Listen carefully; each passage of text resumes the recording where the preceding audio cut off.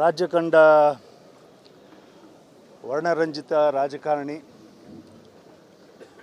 ಕರ್ನಾಟಕ ರಾಜ್ಯವನ್ನು ಭಾಳ ಉತ್ತುಂಗಕ್ಕೆ ಒಯ್ಯಬೇಕು ಅಂತಕ್ಕಂಥ ಛಲದಲ್ಲಿ ತಮ್ಮ ಅವಧಿಯನ್ನು, ರಾಜಕಾರಣದ ಅವಧಿಯನ್ನು ಸೋಷಲಿಸ್ಟ್ ವಾದದ ಮೇಲೆ ಉಳುವವನೇ ಹೊಲದೊಡೆಯ ಅನ್ನೋ ಪದದ ಮೇಲೆ ಆಗಿನ ಕಾಲದಲ್ಲಿ ನಮ್ಮ ತಂದೆಗಿಂತಲೂ ಒಂದು ಅವಧಿಗೆ ಇವರೆಲ್ಲರೂ ಕೂಡ ಸೀನಿಯರ್ಸ್. ಇವರು 62ರಲ್ಲೇ ಇವರು ರಾಜಕೀಯ ಕ್ಷೇತ್ರಕ್ಕೆ ಬಂದಂಥವ್ರು. ನಮ್ಮ ತಂದೆಯವರು 67ರಲ್ಲಿ ಬಂದಂಥವ್ರು.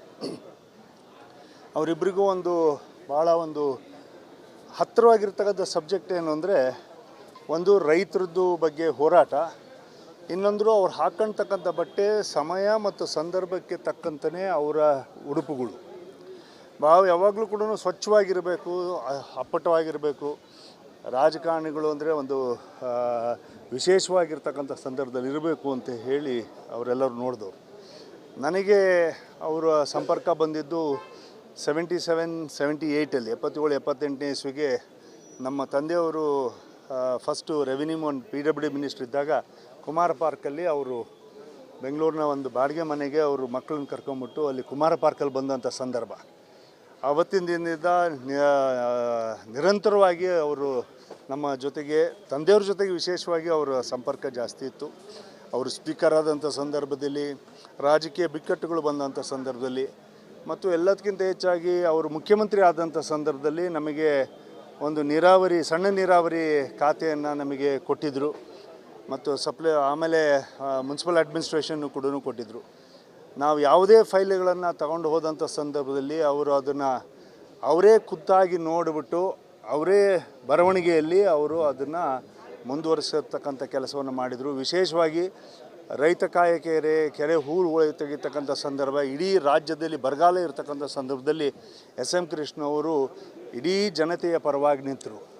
ಮತ್ತು ಎಲ್ಲದಕ್ಕಿಂತ ಹೆಚ್ಚಾಗಿ ನಮ್ಮ ಕುಟುಂಬಕ್ಕೆ ಬಂದಂಥ ಸಂಕಷ್ಟದಲ್ಲಿ ಅಪ್ಪಾಜಿಯವ್ರನ್ನ, ಡಾಕ್ಟರ್ ರಾಜ್ಕುಮಾರ್ ಅವ್ರನ್ನ ಅಪಹರಣ ಮಾಡಿದಂಥ ಸಂದರ್ಭದಲ್ಲಿ ನಮ್ಮ ಎಲ್ಲರಿಗೂ ಕೂಡ ಅವರು ಜೊತೆಗೆ ನಿಂತುಬಿಟ್ಟು ಈ ಕಡೆಗೆ ಸಂಸಾರದ ಕಡೆಗೂ ಇರಬೇಕು, ಅಭಿಮಾನಿಗಳ ಪರವಾಗಿರಬೇಕು, ರಾಜ್ಯದ ಪರವಾಗಿರಬೇಕು, ಮತ್ತು ತಮಿಳುನಾಡಿನ ಜೊತೆಗೆ ಮಾತುಕತೆಯನ್ನು ನಡೆಸಿಬಿಟ್ಟು 108 ದಿನಗಳ ಕಾಲ ನಿರಂತರವಾಗಿ SM ಕೃಷ್ಣವರು ಒಂದು ದಿನವೂ ಕೂಡ ಸಮಯವನ್ನು ಕಳ್ಕೊಳ್ಳದೆ ಅವರ ಡೆಡಿಕೇಟೆಡ್, ಅವರು ಮಾಡಲೇ ತೀರ್ತೀನಿ, ಅಪ್ಪಾಜಿಯವ್ರನ್ನ, ರಾಜ್ಕುಮಾರ್ ಅವ್ರನ್ನ ಕರ್ಕೊಂಡೇ ಬರ್ತೀನಿ ಅಂತಕ್ಕಂಥ ವಾದದಲ್ಲಿ ಇರ್ತಕ್ಕಂಥವ್ರು ಕಡೆಗೆ 108 ದಿನಗಳ ಆದಮೇಲೆ ಅವರು ಬಿಡುಗಡೆಯನ್ನು ಮಾಡಿಸಿದರು.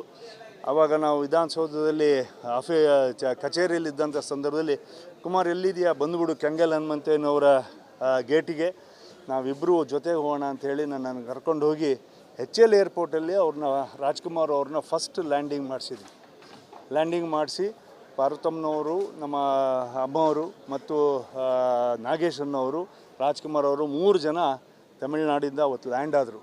ಅದಾದಮೇಲೆ SM ಕೃಷ್ಣ ಅವರು ಅವತ್ತು ಅಲ್ಲೇ HL ಏರ್ಪೋರ್ಟಲ್ಲಿ ಹೆಲಿಕಾಪ್ಟರ್ ಬಂದುಬಿಟ್ಟು ಆಮೇಲೆ ಜಕ್ಕೂರಿಗೆ ಬಂದು ಎಲ್ಲ MLAಗಳನ್ನು ಎಲ್ಲರನ್ನೂ ಕೂಡ ಶಾಸಕರನ್ನು ಭೇಟಿ ಮಾಡಿಸು ಅಂತ ಹೇಳಿಬಿಟ್ಟು ನನಗೆ ಮೇಲೆ ಸಭಾಂಗಣದಲ್ಲಿ, ವಿಧಾನಸೌಧ ಸಭಾಂಗಣದಲ್ಲಿ ಅವ್ರ ಜೊತೆಗೆ ಎಲ್ಲರನ್ನೂ ಕೂಡ ನಿಲ್ಲಿಸ್ಬಿಟ್ಟು ಇಂಟ್ರೊಡ್ಯೂಸ್ ಮಾಡಿಸ್ಬಿಟ್ಟು ಮನೆಯವರೆಗೂ ಅವರಿಗೆ ಕರ್ಕೊಂಡು ಹೋಗೋಂಥ ಬಿಡೋಂಥ ಜವಾಬ್ದಾರಿ ನಮ್ಮದು ಅಂಥೇಳಿ ವಹಿಸ್ಕೊಟ್ರು. ಇದ್ರ ಜೊತೆಗೆ ಕಾವೇರಿ ಗಲಾಟೆನೂ ಕೂಡ ಆ ಸಂದರ್ಭದಲ್ಲಿತ್ತು. ಮತ್ತು ಎಲ್ಲದಕ್ಕಿಂತ ಹೆಚ್ಚಾಗಿ ನನ್ನ ರಾಜಕೀಯದ ಕೆಲವು ಏರುಪೇರುಗಳಲ್ಲಿ ಅವರು BJPಗೆ ಬರಬೇಕು, ಕಾಂಗ್ರೆಸ್ನಲ್ಲಿರಬೇಕು ಅಂತಕ್ಕಂಥ ಈ ತೊಳಲಾಟದಲ್ಲಿ ಇರ್ತಕ್ಕಂಥ ಸಂದರ್ಭದಲ್ಲಿ ಅವರು ಕಾಂಗ್ರೆಸ್ ಬದಲಾವಣೆ ಅನ್ಯಥಾ ಭಾವಿಸಬಾರ್ದು, ಅಂದಿನ ದಿನದಲ್ಲಿ ಕಾಂಗ್ರೆಸ್ಸಿನ ಬದಲಾವಣೆ ಆಗ್ತದೆ ಅಂತಕ್ಕಂಥ ಮನೋಭಾವನೆಯಲ್ಲಿ ಅವರು ಇರ್ತಕ್ಕಂಥ ಸಂದರ್ಭದಲ್ಲಿ ಅವರು ಇಲ್ಲ, ನಾವು ಎಲ್ಲರೂ ಒಂದು ರಾಜಕೀಯ ನಿರ್ಧಾರವನ್ನು ತಗೊಳ್ಳೋಣ ಅಂಥೇಳಿ ನನ್ನನ್ನು ಸ್ವಲ್ಪ ಮುಂಚಿತವಾಗಿಯೇ ಸ್ವಲ್ಪ ನಾವು ತಗೊಂಡಿರ್ತಕ್ಕಂಥ ನಿರ್ಧಾರಕ್ಕೂ ಅವ್ರು ಹೇಳ್ತಕ್ಕಂಥ ಮಾರ್ಗದರ್ಶನಕ್ಕೂ ಸಮನವಾಯಿತು. ನಾವೆಲ್ಲರೂ ಈಗ ಅನ್ಯ ಪಕ್ಷಕ್ಕೆ, BJP ಪಕ್ಷಕ್ಕೆ ಸೇರ್ತಕ್ಕಂಥ ಸಂದರ್ಭ ಆಯಿತು. ಹಾಗಾಗಿ SM ಕೃಷ್ಣ ಅವರು ಇಡೀ ಕರ್ನಾಟಕದ ಬೆಳವಣಿಗೆಗೆ, ವಿಶೇಷವಾಗಿ ಬೆಂಗಳೂರಿನ IT-BT ಸೆಕ್ಟ್ರಿಗೆ, ಇನ್ಫೋಸಿಸು, ವಿಪ್ರೋ, ಸತ್ಯಮ್ಮು ಮತ್ತು ಅನೇಕ ಬಯೋಕಾನ್ ಅಂತ ದೊಡ್ಡ ಸಂಸ್ಥೆಗಳಿಗೆ ನೆಲವನ್ನು ಕೊಟ್ಟುಬಿಟ್ಟು ಅದನ್ನು ಸಕ್ಸಸ್ಸಿವ್ ಆಗಿ ರೆವಿನ್ಯೂನ ಮೇಲೇರಿಸಿ ಅಂತಾರಾಷ್ಟ್ರ ಮಟ್ಟಕ್ಕೆ ಸಿಲಿಕಾನ್ ಸಿಟಿ ಅಂತಕ್ಕಂಥ ಹೆಗ್ಗಳಿಕೆಯನ್ನು ಗಳಿಸ್ಕೊಟ್ಟಿರ್ತಕ್ಕಂಥದ್ರಲ್ಲಿ ಎಸ್ ಎಂ ಕೃಷ್ಣ ಅವರ ಕಾಂಟ್ರಿಬ್ಯೂಷನ್ನು ಭಾಳ ದೊಡ್ಡ ಮಟ್ಟದಲ್ಲಿದೆ. ಇವತ್ತು ಎಸ್ ಎಂ ಕೃಷ್ಣ ಅವರವರು ಯಾವಾಗಲೂ ಕೂಡ ಕರ್ನಾಟಕ ರಾಜ್ಯದಲ್ಲಿ ಆ ಒಂದು ಧ್ರುವತಾರೆಯ ರಾಜಕಾರಣಿಯಾಗಿ ನಮ್ಮ ಜೊತೆಗೆ ಇದ್ದೇ ಇರ್ತಾರೆ. ಯಂಗ್ಸ್ಟರ್ಸಿಗೆಲ್ಲರಿಗೂ ಕೂಡ ಅವರು ಪರಿಪೂರ್ಣವಾಗಿ ಒಂದು ಮಾರ್ಗದರ್ಶನ ಮಾಡ್ತಕ್ಕಂಥ ಒಂದು ಇತಿಹಾಸವನ್ನು ಕರ್ನಾಟಕದ ರಾಜಕಾರಣಕ್ಕೆ ಮತ್ತು ಸ್ಪೋರ್ಟ್ಸ್ಮನ್ ಆಗಿ ಮತ್ತು ವ್ಯಕ್ತಿಯಾಗಿ ಅವರು ಸದಾ ನಮ್ಮ ಜೊತೆಗೆ ಇರ್ತಾರೆ ಅಂತ ಹೇಳಿ ನನ್ನ ಅನಿಸಿಕೆ. ರಾಜ್ಯ ಕಂಡ ವರ್ಣರಂಜಿತ ರಾಜಕಾರಣಿ, ಕರ್ನಾಟಕ ರಾಜ್ಯವನ್ನು ಭಾಳ ಉತ್ತುಂಗಕ್ಕೆ ಒಯ್ಯಬೇಕು ಅಂತಕ್ಕಂಥ ಛಲದಲ್ಲಿ ತಮ್ಮ ಅವಧಿಯನ್ನು, ರಾಜಕಾರಣದ ಅವಧಿಯನ್ನು ಸೋಷಲಿಸ್ಟ್ ವಾದದ ಮೇಲೆ ಉಳುವವನೇ ಹೊಲದೊಡೆಯ ಅನ್ನೋ ಪದದ ಮೇಲೆ ಆಗಿನ ಕಾಲದಲ್ಲಿ ನಮ್ಮ ತಂದೆಗಿಂತಲೂ ಒಂದು ಅವಧಿಗೆ ಇವರೆಲ್ಲರೂ ಕೂಡ ಸೀನಿಯರ್ಸ್. ಇವರು 62ರಲ್ಲೇ ಇವರು ರಾಜಕೀಯ ಕ್ಷೇತ್ರಕ್ಕೆ ಬಂದಂಥವ್ರು. ನಮ್ಮ ತಂದೆಯವರು 67ರಲ್ಲಿ ಬಂದಂಥವ್ರು. ಅವರಿಬ್ಬರಿಗೂ ಭಾಳ ಹತ್ತಿರವಾಗಿರ್ತಕ್ಕಂಥ ಸಬ್ಜೆಕ್ಟ್ ಏನು ಅಂದರೆ, ಒಂದು ರೈತರದ್ದು ಬಗ್ಗೆ ಹೋರಾಟ, ಇನ್ನೊಂದು ಅವ್ರು ಹಾಕ್ಕೊಳ್ತಕ್ಕಂಥ ಬಟ್ಟೆ ಸಮಯ ಮತ್ತು ಸಂದರ್ಭಕ್ಕೆ ತಕ್ಕಂತಲೇ ಅವರ ಉಡುಪುಗಳು ಯಾವಾಗಲೂ ಕೂಡ ಸ್ವಚ್ಛವಾಗಿರಬೇಕು, ಅಪ್ಪಟವಾಗಿರಬೇಕು. ರಾಜಕಾರಣಿಗಳು ಅಂದರೆ ವಿಶೇಷವಾಗಿರ್ತಕ್ಕಂಥ ಸಂದರ್ಭದಲ್ಲಿ ಇರಬೇಕು ಅಂತ ಹೇಳಿ ಅವರೆಲ್ಲರೂ ನೋಡಿದವರು. ನನಗೆ ಅವರ ಸಂಪರ್ಕ ಬಂದಿದ್ದು 77-78 77-78ನೇ ಇಸ್ವಿಗೆ ನಮ್ಮ ತಂದೆಯವರು ಫಸ್ಟು ರೆವಿನ್ಯೂ PWD ಮಿನಿಸ್ಟ್ರ್ ಇದ್ದಾಗ ಕುಮಾರ ಪಾರ್ಕಲ್ಲಿ ಅವರು ಬೆಂಗಳೂರಿನ ಒಂದು ಬಾಡಿಗೆ ಮನೆಗೆ ಅವರು ಮಕ್ಕಳನ್ನ ಕರ್ಕೊಂಬಿಟ್ಟು ಅಲ್ಲಿ ಕುಮಾರ ಪಾರ್ಕಲ್ಲಿ ಬಂದಂಥ ಸಂದರ್ಭ.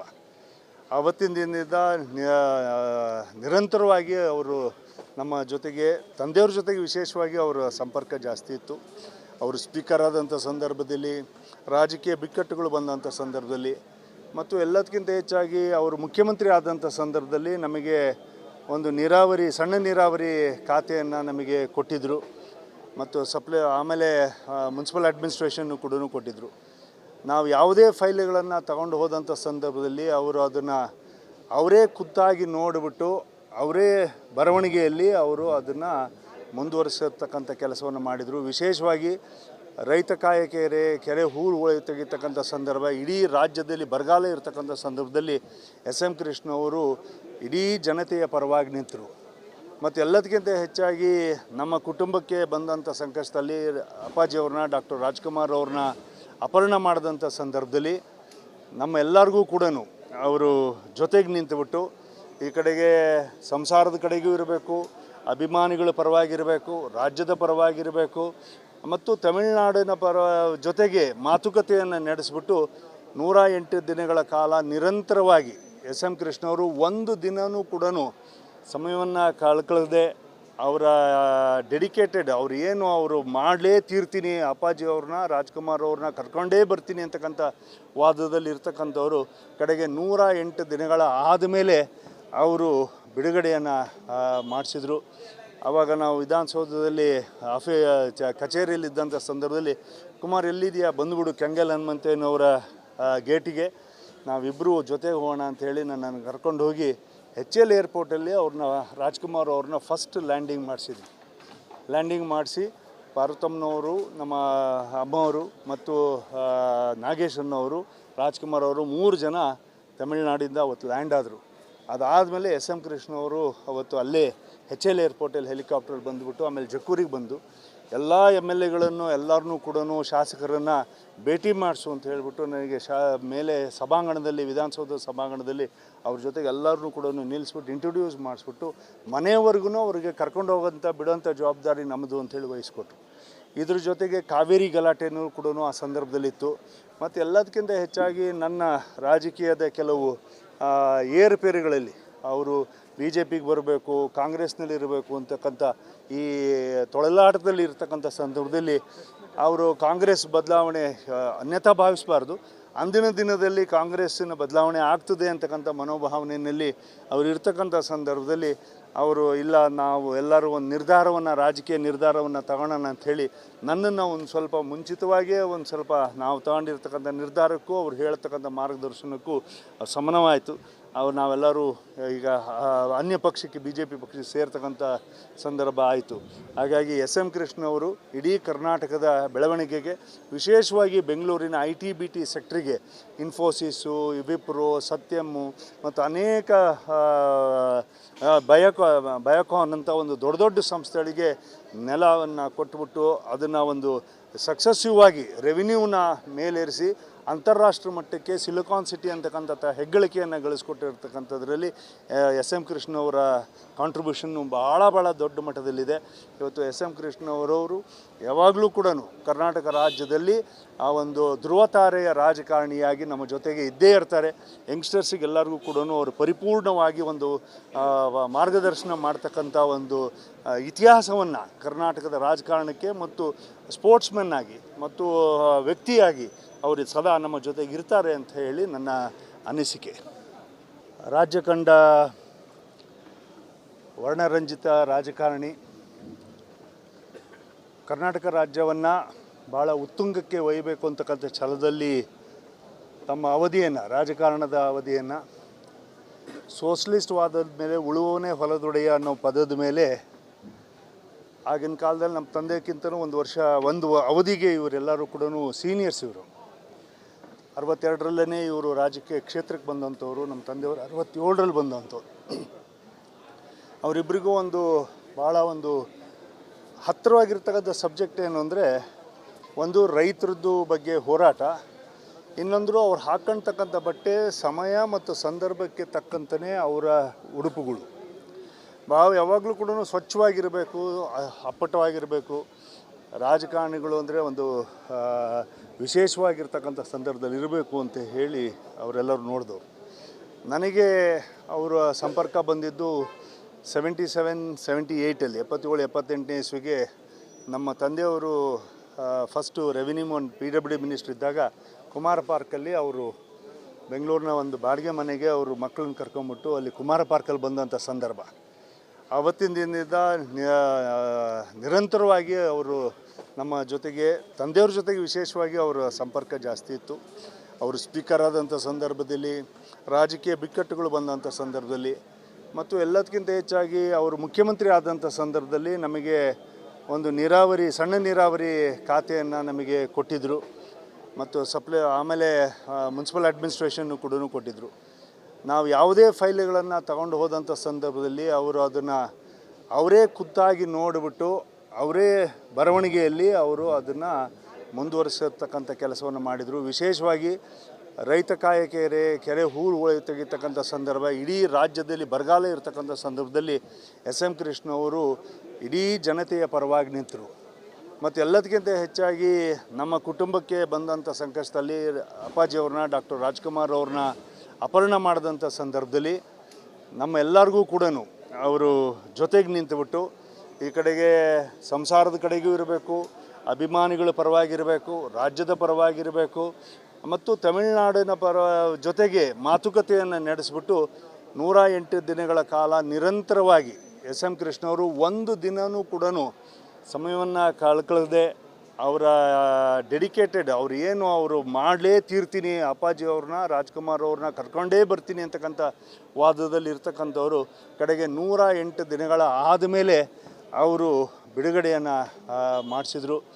ಆವಾಗ ನಾವು ವಿಧಾನಸೌಧದಲ್ಲಿ ಕಚೇರಿಯಲ್ಲಿದ್ದಂಥ ಸಂದರ್ಭದಲ್ಲಿ ಕುಮಾರ್ ಎಲ್ಲಿದೆಯಾ ಬಂದುಬಿಡು ಕೆಂಗಲ್ ಹನುಮಂತಯ್ಯನವರ ಗೇಟಿಗೆ, ನಾವಿಬ್ಬರು ಜೊತೆಗೆ ಹೋಗೋಣ ಅಂಥೇಳಿ ನನ್ನನ್ನು ಕರ್ಕೊಂಡು ಹೋಗಿ HL ಏರ್ಪೋರ್ಟಲ್ಲಿ ರಾಜ್ಕುಮಾರ್ ಅವ್ರನ್ನ ಫಸ್ಟ್ ಲ್ಯಾಂಡಿಂಗ್ ಮಾಡಿಸಿ ಪಾರ್ವತಮ್ಮನವರು, ನಮ್ಮ ಅಮ್ಮವರು ಮತ್ತು ನಾಗೇಶನ್ನವರು, ರಾಜ್ಕುಮಾರ್ ಅವರು 3 ಜನ ತಮಿಳುನಾಡಿಂದ ಅವತ್ತು ಲ್ಯಾಂಡ್ ಆದರು.